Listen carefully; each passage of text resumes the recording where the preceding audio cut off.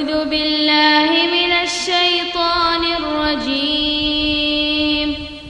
بسم الله الرحمن الرحيم. يا أيها الذين آمنوا كتب عليكم الصيام كما كتب على الذين من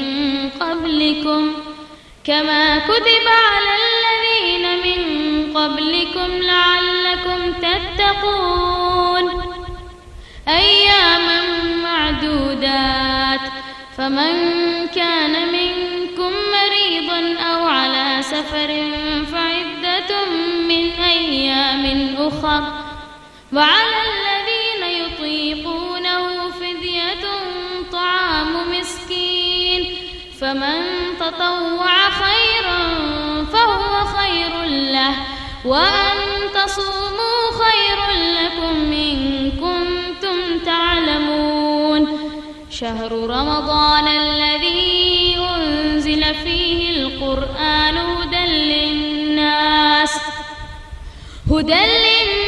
وبينات من الهدى والفرقان، فمن شهد منكم الشهر فليصم، ومن كان مريضا أو على سفر فعدة من أيام أخر، يريد الله بكم اليسر ولا يريد بكم العسر، ولتكملوا العدة ولتكبروا الله على ما هداكم ولعلكم تشكرون.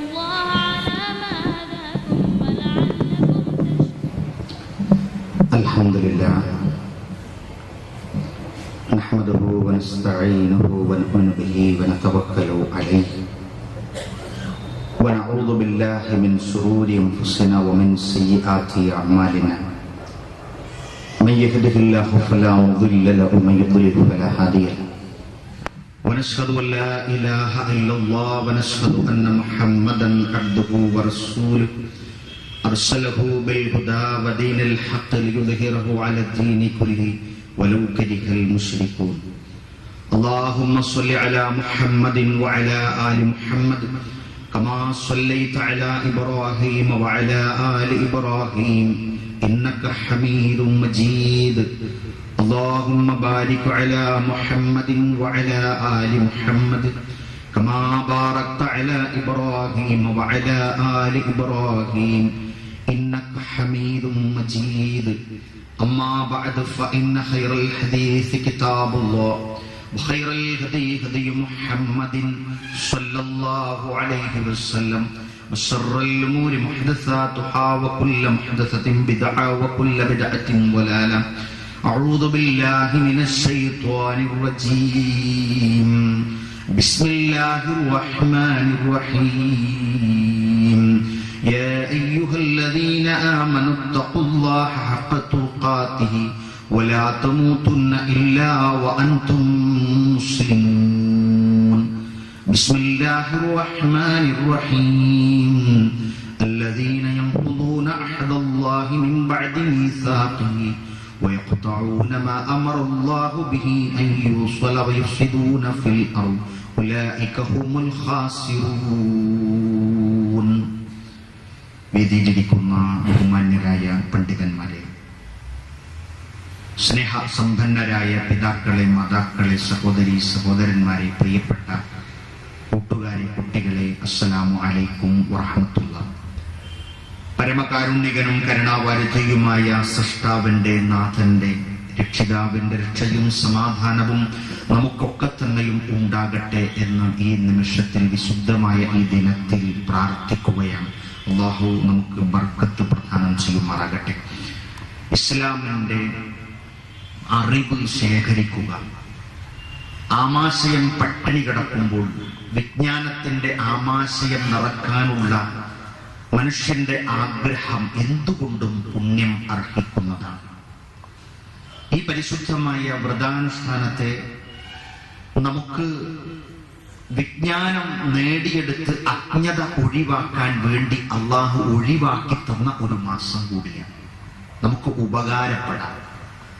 ഭക്ഷണം അല്പം ഒന്ന് മാറ്റിവെക്കുമ്പോഴാണ് തലച്ചോറ് കാര്യമായി പ്രവർത്തിക്കുക. നമുക്ക് അള്ളാഹുവിനെ ഓർക്കുവാനും നമ്മളെ തന്നെ ഓർക്കുവാനും, നമ്മളെ ഓർക്കുമ്പോഴാണ് നമ്മളുടെ നാളെയെ കുറിച്ച് നമുക്ക് ഓർക്കാൻ കഴിയുക. അത് കഴിഞ്ഞാൽ ഉണ്ടാകുന്ന സംഭവ വികാസങ്ങളെ നമുക്ക് ഓർക്കാൻ കഴിയുക. അതുകൊണ്ട് തന്നെയാണ് പരിശുദ്ധ റമദാൻ മാസത്തിൽ ഉള്ള വിജ്ഞാനത്തിന്റെ സദസ്സുകൾ പരമാവധി ഉപയോഗപ്പെടുത്തുവാൻ നമ്മളെ ഒക്കെ തന്നെയും പ്രേരിപ്പിച്ചുകൊണ്ടിരിക്കുന്നത്. അല്ലാഹു നമ്മൾ പലരും കഷ്ടപ്പെട്ട് യാത്ര ചെയ്തുകൊണ്ടൊക്കെയാണ് ഇവിടെ എത്തിയിട്ടുള്ളത്. വിദൂര ദിക്കിൽ നിന്നു പോലും ഇവിടെ സദസ്സിൽ ആളുകളുണ്ട്. അല്ലാഹു നിങ്ങളുടെ ഈ ആവേശത്തിന് പ്രതിഫലം നൽകുമാറാകട്ടെ എന്ന് പ്രാർത്ഥിക്കുകയാണ്. ബന്ധങ്ങൾ, ബാധ്യതകൾ. ബന്ധങ്ങൾ എന്ന് പറയുന്നത് നമ്മളൊക്കെ ഇഷ്ടപ്പെടുന്ന ഒരു കാര്യമാണ്. പ്രത്യേകിച്ച് ഒരു O പോസിറ്റീവ് B പോസിറ്റീവ് രക്തം വേണം എന്ന് പറയുമ്പോഴോ, അല്ലെങ്കിൽ നമ്മളുടെ പെൺകുട്ടിയുടെ ഒരു കല്യാണം നിശ്ചയിക്കപ്പെടുമ്പോഴോ, അല്ലെങ്കിൽ രോഗം ബാധിച്ച് ആശുപത്രിയിൽ കിടക്കുമ്പോഴോ നമ്മൾ ഏറ്റവും ആഗ്രഹിക്കുന്ന, ഏറ്റവും പൂതി വെക്കുന്ന ഒന്നാണ് നമുക്ക് കുടുംബ ബന്ധം സ്ഥാപിക്കണം എന്ന് പറയുന്നത്. പക്ഷേ ആ ബന്ധത്തിന് ഒരു പ്രത്യേകിച്ചൊരു കൂലി റബ്ബ് തരും എന്ന് നമ്മൾ പ്രതീക്ഷിക്കേണ്ടതുണ്ടോ എന്ന് സ്വന്തം ഒന്ന് ചിന്തിക്കുക. അത് കുടുംബമായിരുന്നാലും സൗഹൃദ ബന്ധമായിരുന്നാലും മറ്റു തരത്തിലുള്ള സന്താനങ്ങളുമായുള്ള ബന്ധമായിരുന്നാലും അതുപോലെ തന്നെ അതിഥി ബന്ധമായിരുന്നാലും അതുപോലെ നമ്മളുടെ കീഴിൽ എന്ന് പറഞ്ഞുകൂടാ, നമ്മളുടെയൊക്കെ പരിസരത്ത് നമ്മളുമായി ബന്ധപ്പെട്ട് ജോലി ചെയ്യുന്ന ജോലിക്കാർ, ഇങ്ങനെ നമ്മൾ ദൈനംദിനമായി നമ്മളുടെ സമൂഹത്തിലെ വ്യക്തികളുമായി ഇടപഴകിക്കൊണ്ടിരിക്കുകയാണ്. ഈ ഇടപഴകലുകൾ നമുക്ക് ഉപകാരപ്രദമായ രൂപത്തിൽ നാളെ പരലോകത്ത് നമുക്ക് കിട്ടണം. പ്രിയപ്പെട്ടവരെ, പ്രിയപ്പെട്ട സഹോദരന്മാരെ, സഹോദരിമാരെ, ഏറ്റവും വലിയ ബന്ധം, നമ്മളുടെ ബാധ്യത അത് നമ്മളുടെ സൃഷ്ടാവിനോട് ഉള്ളതാണ്. അള്ളാഹു നമ്മളെ ഈ ലോകത്ത് സൃഷ്ടിക്കുകയും നമ്മളെ ഈ ലോകത്ത് നമുക്ക് ഉപകാരപ്രദമായ സൗകര്യങ്ങളെ ഈ ലോകത്ത് ആക്കിത്തരികയും നമുക്ക് അത് ഉപയോഗിക്കാനുള്ള നിർദ്ദേശങ്ങൾ തരികയും ചെയ്ത് ഒരു മനുഷ്യനെ ഈ ലോകത്ത് ഇത്രയധികം പരിഗണിക്കുന്ന മറ്റൊരു മതം ലോകത്ത് കാണാൻ കഴിയില്ല.